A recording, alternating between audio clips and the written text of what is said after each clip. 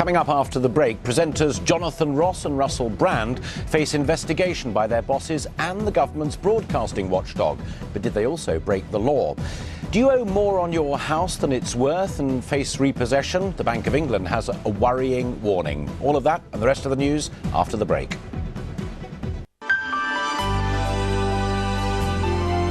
This is STV, and now, Tuesday's Lunchtime News.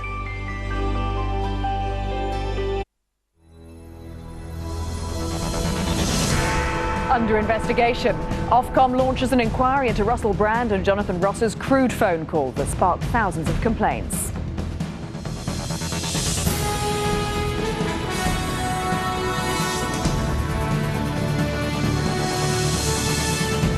Sorry might not be enough, as TV's regulator and BBC bosses both say they'll investigate the offensive prank. Lawyers and MPs even suggest the law may have been broken, as well as BBC guidelines. Will the Ross-Brand row end in sackings, in court, or might it all be glossed over?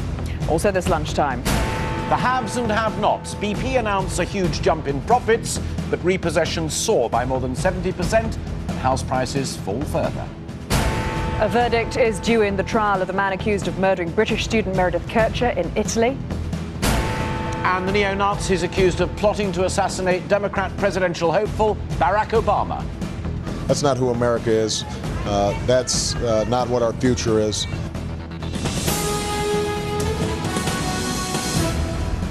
Good afternoon and welcome to Tuesday's Lunchtime News.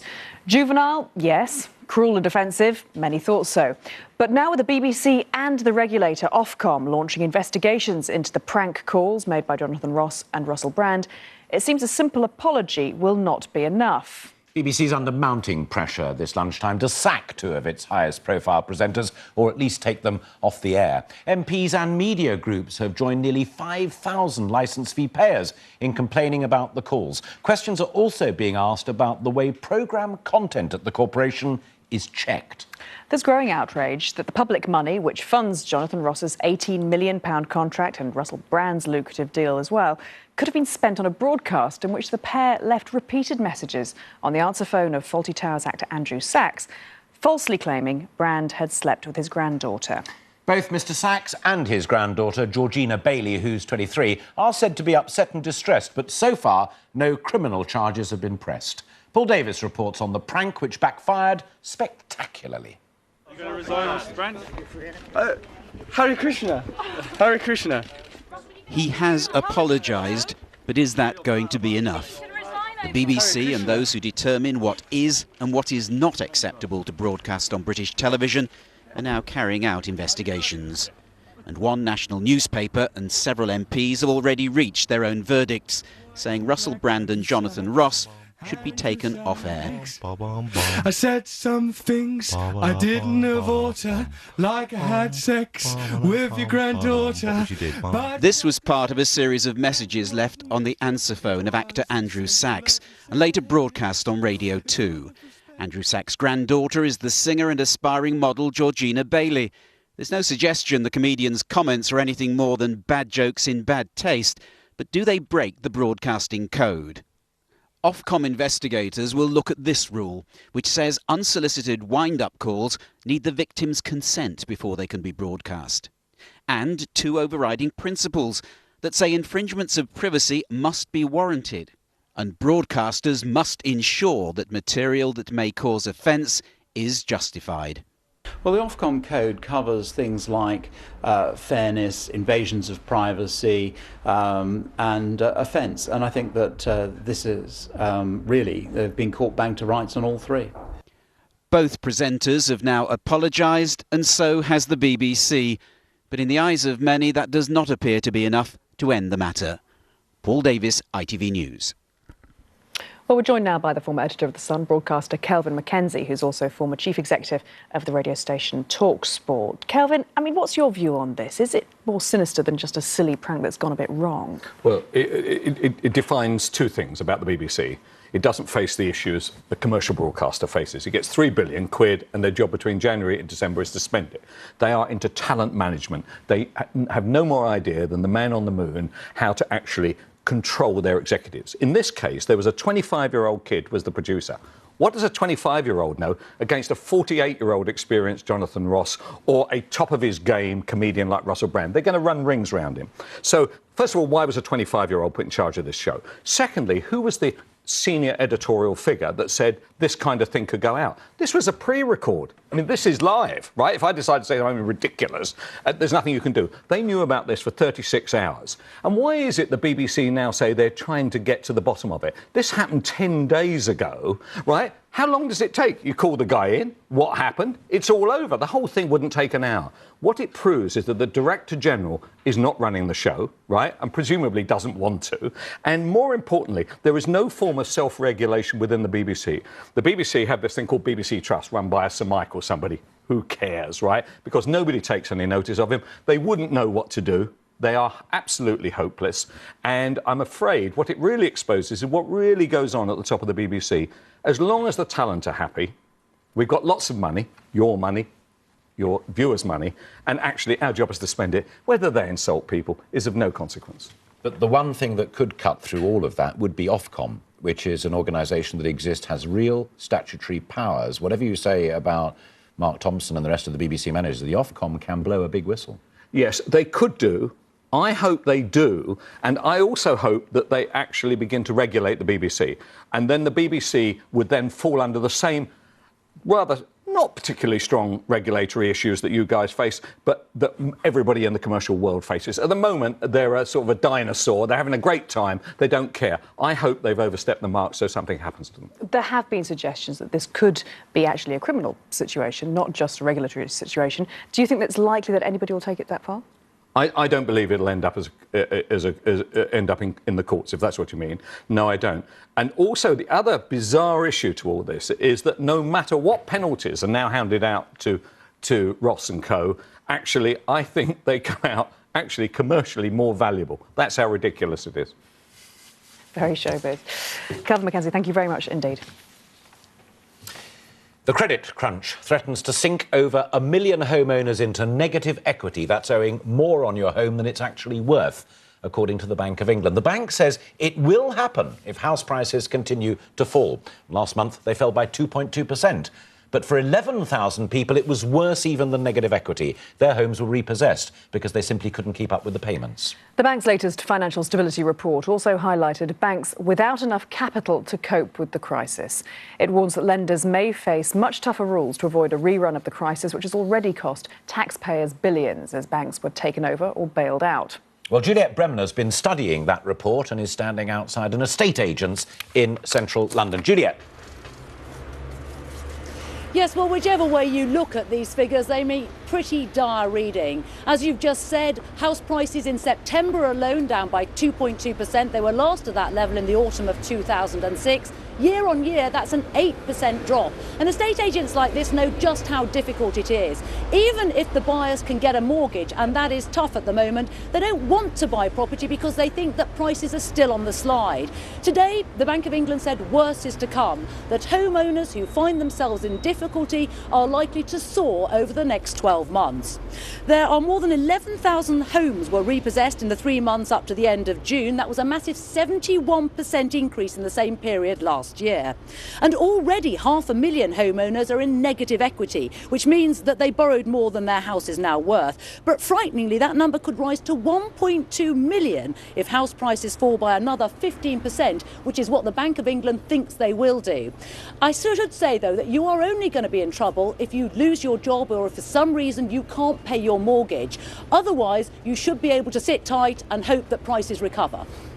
And going back, Juliette, to all of the causes of what you've just described, the Prime Minister this morning talking about wanting more international action to put things right. That's right. What he is suggesting now, Gordon Brown, is that the International Monetary Fund, which effectively is the world's bank of last resort when countries like Hungary and Ukraine go bust, might need more funds. He's pointing towards the oil-rich states in the Gulf or possibly China. When he was asked if we would have to contribute more here in the UK, he just wouldn't answer that. He sort of slid over the top. Juliette, thank you very much indeed. A massive rise in profits, funding big investment plans for the future might normally be celebrated, especially when it's a British company employing thousands of people. But for oil giant BP, a 148% surge in profits to over £6 billion in just 3 months has attracted criticism and renewed charges that they're actually ripping off motorists. Well, the company played the not me gov card, saying a surge in the price of crude oil, it hit $147 a barrel in July, was beyond their control. And it was that which had swelled their coffers. They make little profit at the pumps, they say, and government taxes take the lion's share of what you pay for petrol and diesel. Well, our consumer editor Chris Choi is at a BP forecourt this lunchtime for us. Chris, the profits out today have called for more, louder calls for a windfall tax. Do you think that we're going to see one of those? Well, yeah, there are some blistering reactions out here in the world to these profits. I spoke to one lorry driver this morning who was incensed. It really focuses attention on this widespread suspicion that when the crude oil price is soaring, we see it quickly at the pumps. When they're falling, as now, it's not passed on. Just to go through the facts, BP have dropped their average price per litre by 20p since the peak, and yet the crude oil price has more than halved. So there is that disparity. Now, BP say that's because of tax, which makes up something like 65p, 65% in other words, of every litre that we buy. And there's no flexibility, there's no reduction in that tax take, no matter what Gordon Brown is saying at the moment about reducing fuel prices. Well, what's your sense, Chris? We just mentioned that they've already come down by 20p in BP's case. Are they going to go down any further? Well, in fact, there are some gloomy signals because OPEC, the oil production cartel, are cutting production in a bid to get prices back up again.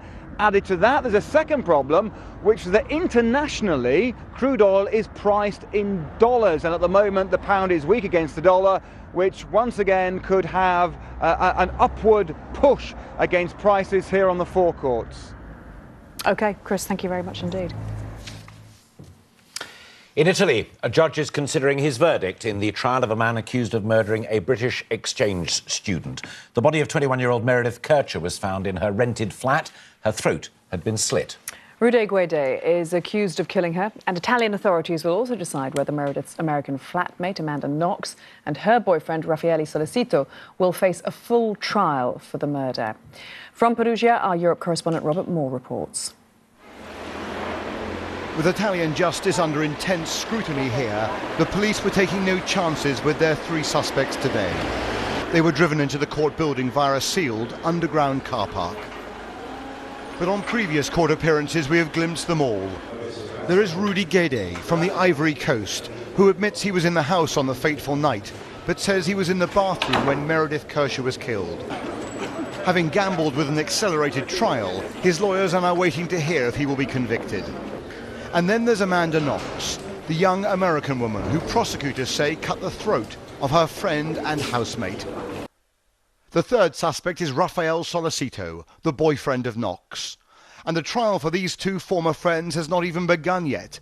The judge must decide whether they, like Guede, will be charged with Meredith's murder. The English student was killed almost exactly a year ago. The prosecutors insist it was because she refused to take part in a drug-fueled orgy.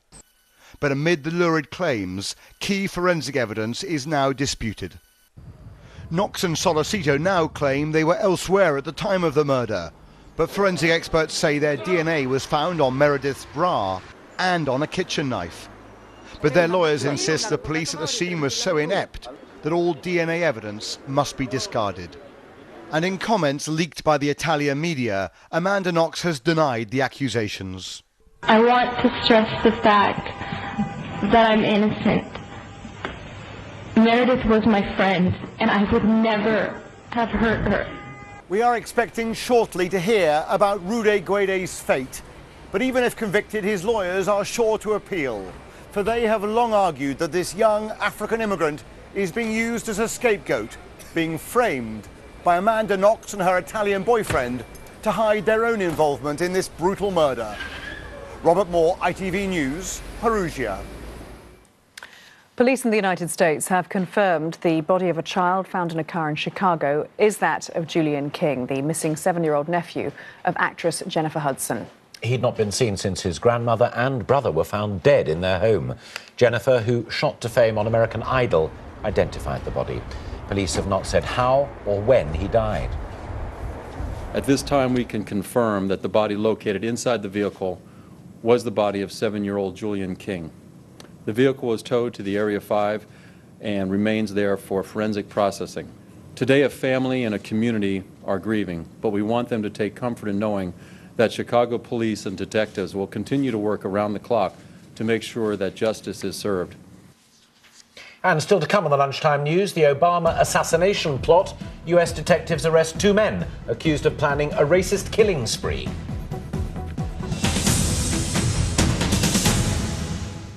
But first, one of the 2 officers who shot and killed Jean-Charles de Menezes at Stockwell tube station apologised today to the Brazilian's relatives at the inquest into his death. Giving evidence, the officer, only known as C2, spoke of how his gun jammed when he opened fire and how he had to reload his weapon before he could continue firing the fatal shots.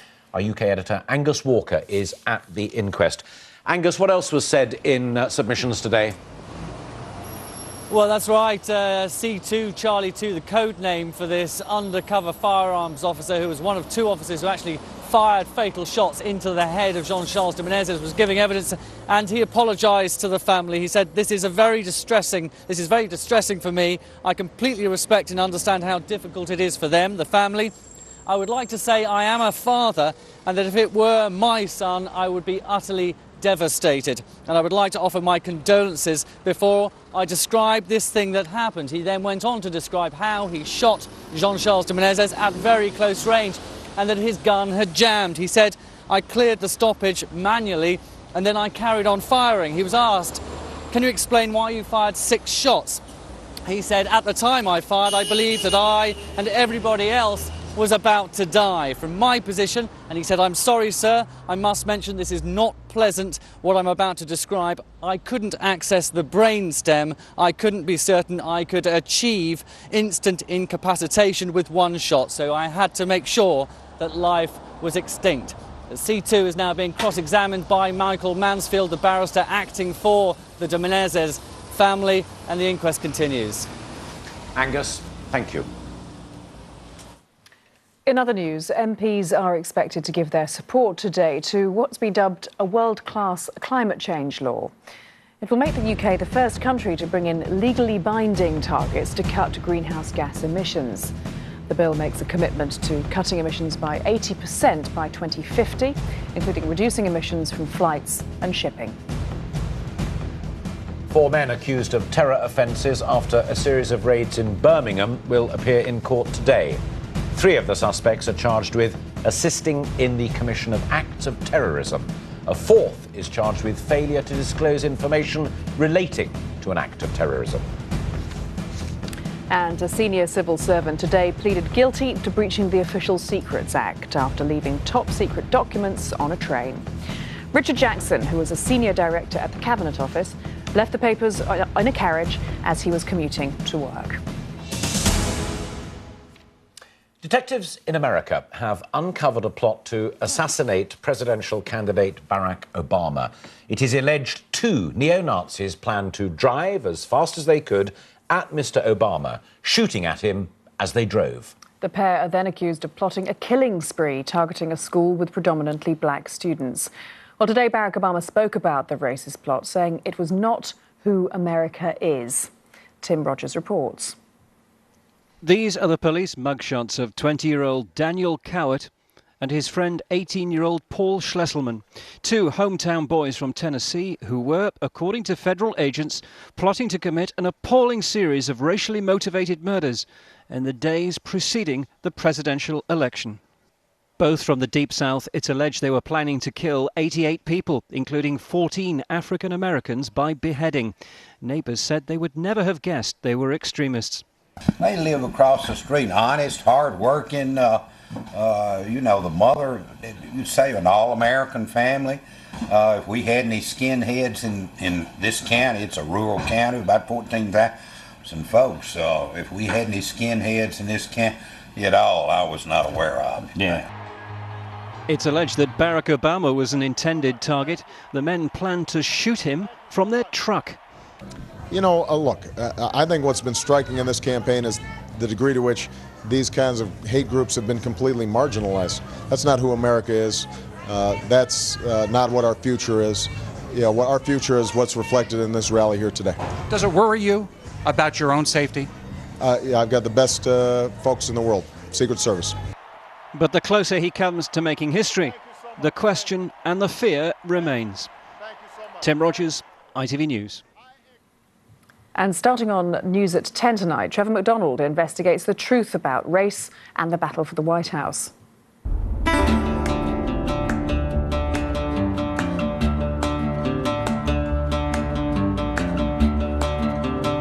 When you've got a name like Barack Hussein Obama, that's not a normal American name. McCain or Obama, who's going to make our dollar stretch? Anyone who votes for this Muslim, they're just bringing trouble down on our heads. Would you say that the economy, therefore, is the key issue in this campaign? I think it is, personally. They want a job. They want to go to work, make a living, support their families. Do you think McCain-Palin can win this thing? They're going to win it. You're going to have people vote for the old white guy rather than the young black guy. My 7-year-old came home and said, "Mommy, Obama wants to kill babies." Would the country be ready to vote for a black president? I don't think they have a choice right about now. I say 75% of the country is not ready for a black president.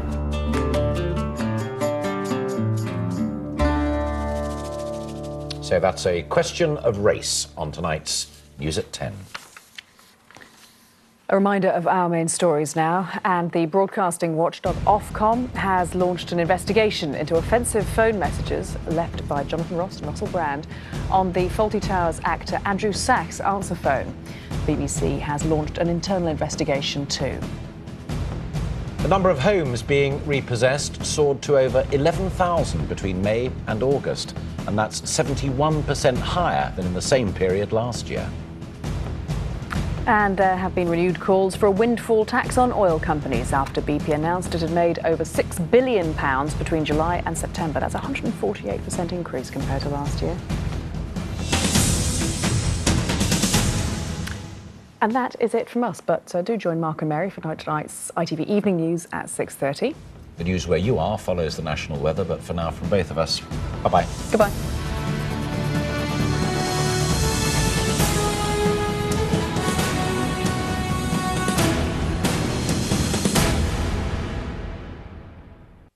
That's your home insurance all sorted. Have a great holiday. Bye. She's off to Barbados. Barbados. Hello, good afternoon. A distinct wintry feel to the weather today. Sleet and snow showers for some of us, and overnight tonight a widespread frost. Now this afternoon we've got two main areas of showers. Showers towards the northern parts of Scotland, and here the Met Office still have a weather warning in place for heavy snow. And the second area of showers is moving its way southeastwards across England and Wales, but even here the showers over the higher ground will be wintry in nature. Elsewhere it's not looking too bad, some decent spells of sunshine, but wherever you are it's feeling very cold indeed. Now overnight tonight the showers largely die out, or at least turn less wintry. The temperatures will drop away and we're going to see a widespread frost right across the country. So as a result it's going to be a very chilly start to the day tomorrow. Bye-bye for now. ITV National Weather, sponsored by eSure. Hello? Hi, Sophie. A sleepover? Yeah, I'd love to. What now? I can't right now. Maybe it's fine.